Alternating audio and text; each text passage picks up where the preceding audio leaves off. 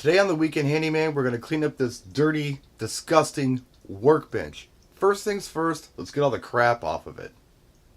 Well, now at least we can see the butcher block top, but it's got some problems. So I've got a lot of problems here. Not only do I have the paint from the acetone stripping, I've got scrapes, I have watermarks. There's a lot of problems here, so what I'm going to try to do is make quick work of it and sand it down. I'm going to try this 20-volt Craftsman orbital sander.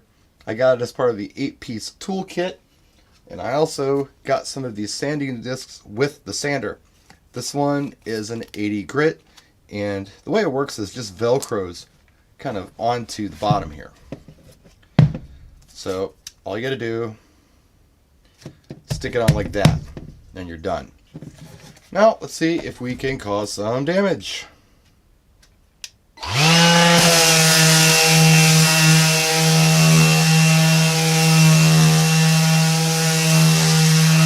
Makes pretty quick work of it. Have a look at that. No effort here. I'm not pushing down. Okay, so after about 5 minutes of sanding with this guy, looks pretty good. All the paint's gone, all the watermarks are gone, and most of the light scratches are gone. Some of the deep scratches are still there in the gouges. It's a workbench, folks. What do you want? But it looks a lot better. Now, before we move on to our next step, there's a couple things I want to do. I need to wipe all of this down and get all the dust off. But before I do that, I'm going to take some of this 150 grit sandpaper and go around the things that I couldn't get with the orbital sander. Yeah, I could have taken it all off the bench, but it's not really necessary for the job I'm trying to do here. If I just go around things like the vise and the grinder like this, it's going to be just fine. Now, since we sanded this all down with 80, which is kind of a coarse sandpaper, and I've already got 150 grit in my hand, let's go ahead and do a once over on the entire workbench with 150 grit. I'm not going crazy here. I'm just doing a quick once over. If you want to make real quick work of it, if you got some compressed air, that can help. Get all the dust off the rest of the Alright, I'm going to just wipe this. Yeah, no dust. That compressor did a pretty good job. Now I'm going to go ahead and finish the top. I took everything off of it, so I got to refinish it. That's easy. I'm going to use this right here. This is teak oil. Just going to rub it in with a cloth. Let it tack up for a minute or two. And then I'm going to finish it with some of this paste wax. Now, the most entertaining part of this video may have been watching me get the cap off of this old bottle of teak oil, but I got it off. Now what I'm going to do is just pour it right onto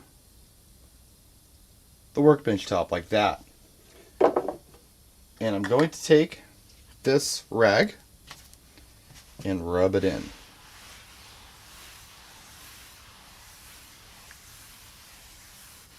You can see it gives it a nice luster.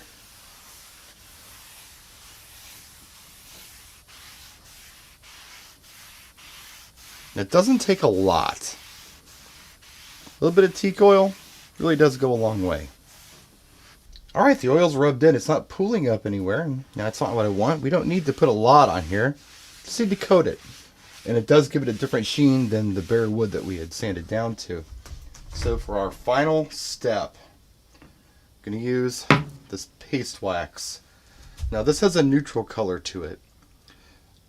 It doesn't really matter what you get whatever you want, but paste wax is, really inexpensive.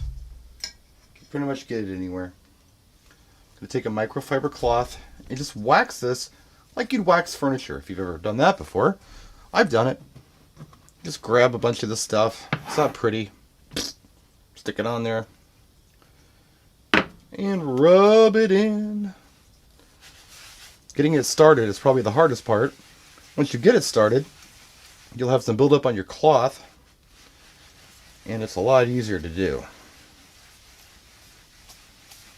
You just do your whole bench like this. You can feel it with your rag, whether or not it's been waxed or not. Okay, so I've got paste wax all over the entire bench. If I run my hands across it, it feels smooth. Once in a while I'll feel an area that's a little grippy from the wax. those are areas, what I like to do is take a dry part of your cloth that you waxed with, kind of buff it out. Wax might be a little thick in those spots. And there you have it, a much cleaner work surface. Now you can start working on this right away. Tomorrow though, you're not going to be able to feel any wax or any sticky or anything. It's going to dry up real nice for you. And you can get back on your spring projects. This is just a quick video on how I do this. There are several ways you can do this. I learned how to do this on YouTube. I actually finished the bench this way the first time I built it. And notice I didn't take any of the things off the bench. I didn't even unplug anything. I worked around everything and everything blended nice and it looks good. So that's it. Quick weekend project for you. I'm Brian for Weekend Handyman. Thanks for watching. For more tips and how-to videos, go to weekendhandyman.com.